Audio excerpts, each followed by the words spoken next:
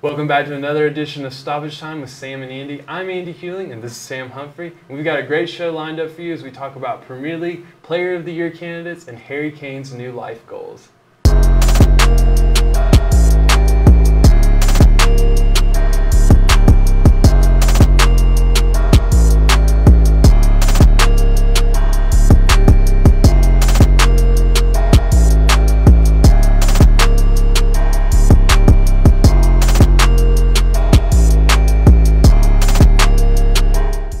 Welcome back to Stoppage Time with Sam and Andy. We have some interesting Premier League fixtures upcoming for you this weekend, so let's go ahead and start off with the first one. Fulham, losers of 5 straight versus Manchester City, winners of 5 straight. Really no debate here. I think City will win in an easy one. Andy, what do you think? Yeah, I like City for probably 2-3-0 win. On the road is tough at Craven Cottage, but Fulham have not lived up to their potential, and Manchester City are right now just rolling. And we're going to go rapid fire here with some of these games. So next up we have Brighton versus Southampton. For me, I'm going to have a 0-0 draw for this one. Andy? I like Southampton. I think Nathan Redmond is a man to watch out for, and I think Southampton will take a narrow win. All right. Next up is Burnley versus Wolves. I think Wolves will get this done, probably a 3-1 win. Andy? Like Wolves too. I think they're playing well. Kind of lost a few here and there. They did have a big win against Manchester United in the FA Cup. Like Wolves. All right. Moving on, we have Crystal Palace and last place Huddersfield. Huddersfield trying to fight their way out of relegation, but it doesn't seem like that will happen anytime soon. I have Crystal Palace here with the win. I like Crystal Palace as well. Wilfred Zaha, Andros Townsend will be the difference. All right, and now we have Leicester City 10th on the table versus Bournemouth 12th. It's going to be a tight game, I believe. I think it will be a 1-1 draw. Andy? Yeah, I like Leicester City, though, to win. Brendan Rodgers is really starting to help Leicester out. They're starting to play with more confidence. Jamie Vardy has become back to his old form, and I think Leicester will win. All right. One of the more intriguing games in the weekend, Manchester United versus Watford. Watford already beating Manchester United earlier in the year. But I think this one will be a little bit more different. Ole Gunnar getting his permanent contract deal, and it's about time for that to happen. But I think Man U would get the 3-1 win. Yeah, I like Man U too to win. Ole Gunnar, as you said, getting his new contract. Should have come earlier, honestly. I don't know what Manchester United's front office was doing, because when you see a man win Champions League against PSG, why not hire him? But exactly. Whatever. But now he's hired, 3-year deal, and United will win. All right. Next up, middle of the table, West Ham versus Everton. I believe West Ham and Felipe Anderson, he's going to get 1 or 2 goals in this one and move on to the victory. Yeah, I like West Ham too. They've Manuel Pellegrini, the old Manchester City coach, has really put a good team on the field. Arnautovic, Samir Nasri, his old star at Manchester City, playing for them. And you said Felipe Anderson is a really big key player for them, and I like them to win. All right. Now, relegation zone, Cardiff City versus 6th place Chelsea. Both teams fighting for something. Chelsea with the top 4, Cardiff against relegation. I think Chelsea here will get the squeak over a 2-1 win. Andy, what about you? You know, I like Chelsea too, probably closer than a lot of people think, but I think Chelsea will win. Cardiff will not give them any trouble at all. And now the game of the weekend, Liverpool versus Tottenham. The game will be played at Anfield, so Tottenham will have a little bit difficulties with that.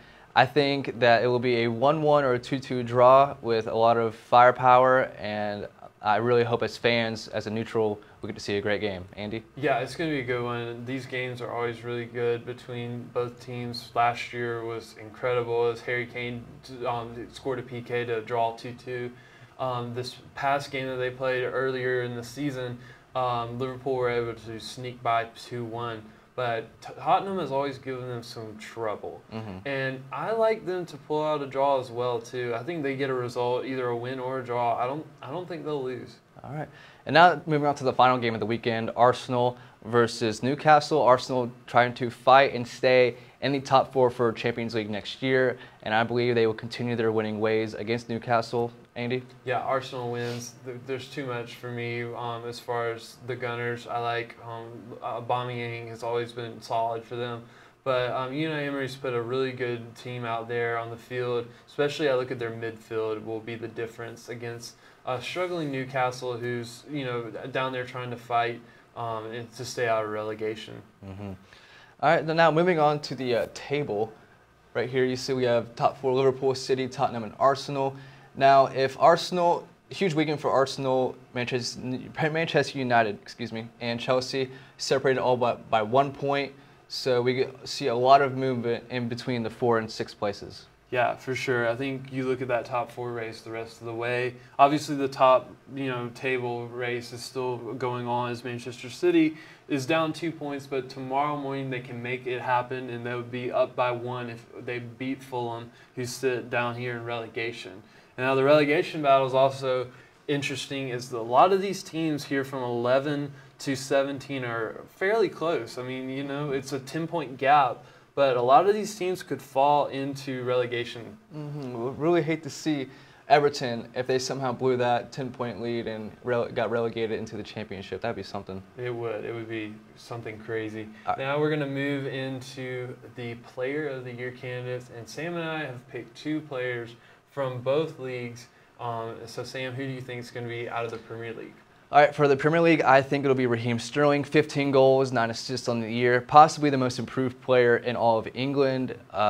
Just a man on the field that you respect, and off the field with all the racial abuse that's been heading towards his way. He's been able to combat that and be someone that you can look up to as a role model. Oh, yeah, for sure.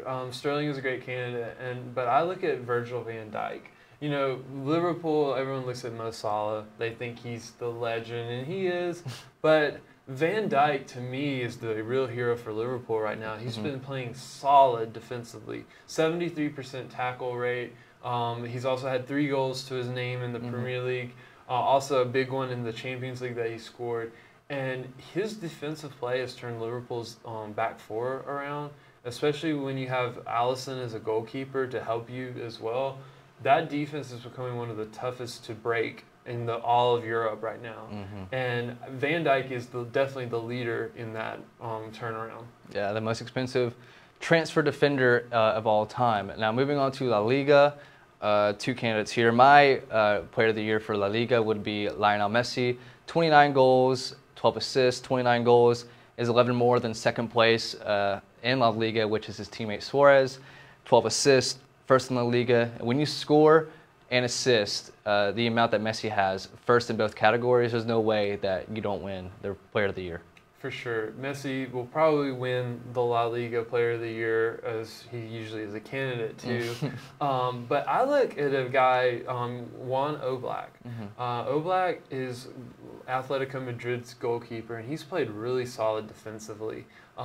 He's been there for years at Atletico Madrid, seen a lot of seasons where they've done well, maybe not done so great.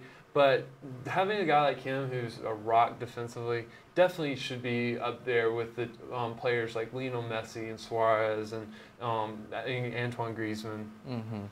And now moving on to the Bundesliga, my player of the year will have to be Robert Lewandowski, 18 goals on the year. That is first in Bundesliga. Also has 7 assists. Don't really expect that from a striker like Lewandowski. Now they are atop of the Bundesliga as well, after being down by, I believe, 7 points about a month ago, tied with Borussia Dortmund. Andy, what about you? Well, I like Jordan Sancho. Sancho has really played well for Dortmund, and he's a youngster. He's a really young player. He probably should win Newcomer of the Year, but I like him in the Player of the Year conversation because he's scored many goals this year for Dortmund, played really well for the England national team. And I think he's a guy that you look at with people like Mbappe coming up, young stars, rising in world football, and he's definitely got to be one of the candidates. Moving on to League One, my player of the year will have to be none other than Mbappe. 26 goals on the year. That is first in League One and only 3 behind Messi for most in Europe. Also bringing in 6 assists with that. And they are blowing away the competition in League One. There's no doubt that PSG will win that league. Andy, what do you have in this one? Well, I'm going to go away from PSG and say Memphis Depay. Memphis Depay has played really well in Champions League, especially against Manchester City, who he had a really good breakout performance in both games that they played in the group stage. This Lyon team is really underrated because everyone looks at PSG. They've got a lot of attacking quality. It's just, this league is so dominated by PSG that they're never really in contention to win League One. They're up there, though, in the top 4. They usually make Champions League qualification. But since PSG does dominate, they're kind of thrown in the back seat. But you look at a guy like Memphis Depay who scores a lot of goals, 17 to his name this year. I think he should be up there with the conversation for Player of the Year. Lyon always gives those big teams a scare in the Champions League. Moving on and finally to Serie A, my Player of the Year will have to be Cristiano Ronaldo. 19 goals on the year, that is tied for second, along 10 assists to go along with that, also second in the league, and they're blowing everyone away just like PSG in the Serie A. They are, I believe, 15 points above second place Napoli. Andy? I like Fabio Quagliarella. Fabio has scored 21 goals. He leads Serie A, even over Ronaldo, who has 18. So that's very impressive for a guy like him who is at a team, Atalanta, who, doesn't get a lot of talk about how good they're playing. But, I like Fabio for his goal-scoring ability. All right, now moving on to some news here with Ronaldo. Got the injury bug. He will be out at least 2 games for sure, and is doubtful for the first leg against Ajax, which happens to be in Amsterdam. Andy, how big is this injury? Well, Ronaldo being out on any team is definitely crucial because he's Cristiano Ronaldo. But this injury is really big for Juventus because it's almost like they've relied on him this whole season. Especially you look at that comeback against Atletico Madrid. They were dead in the water until he scored that hat trick to beat them 3-2 on aggregate. And him being out, I don't think Juventus should be concerned because they have the guys who can back them up, like Douglas Costa, Cuadrado. They've got guys who can play. But can they? We saw, like you said, in the first leg. They didn't really do anything. It took Ronaldo. Yeah, that's what I would be concerned about is if the Ajax hits them hard in that first leg, it could be devastating because it may not even be enough for Ronaldo if he was to return in the second leg. Because him being out in the first leg could be very crucial to their Champions League hopes. Now, moving on to Harry Kane news, he might come over to the U.S., play some football with old Tom Brady, and take over his spot. In news today, he said, "I've always said as long as the club is moving in the right direction and showing the right ambition, I want to be a part of the journey. But if the club shows no ambition, he's as good as gone." Also been linked to Real Madrid. Andy, what do you think about this? I think the NFL talk is a little far-fetched, but, you never know. A lot of soccer players move to college football or the NFL. It's happened before. But a guy like Harry Kane, honestly, I think he should stay at soccer. He's better there, but, you never know. The NFL does come to London, so he could pick up a team maybe. I don't know. We'll see. He could do some tryouts maybe when the NFL comes back to London. Who knows? Maybe the Browns. Hopefully. But like we said, he's been linked to Real Madrid. Zidane there now as manager. Do you see a possibility where that can happen? I think it could. Harry Kane's a guy that who's been at Tottenham for quite a while. He may be feeling a change in the air. I don't know if he'll leave, though, because Tottenham is pretty comfortable. They're starting to rise up in English football, but on the European stage, I have to agree with him. I think they haven't shown much ambition to become a powerhouse yet. I think they're very good in England because they're finishing top 4 pretty much the past couple years pretty consistently.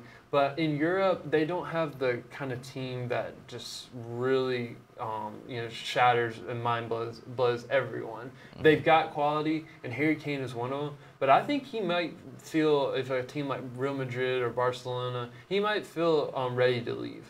Oh, man, that's not the words that some Tottenham fans want to hear. But I think that's all we have for you for episode 3 of Stoppage Time with Sam and Andy. I'm Sam. This is Andy. Thank you, and War Eagle. Sweet. We'll cut that a little because that can work. I don't know what I was going with right there. Thanks.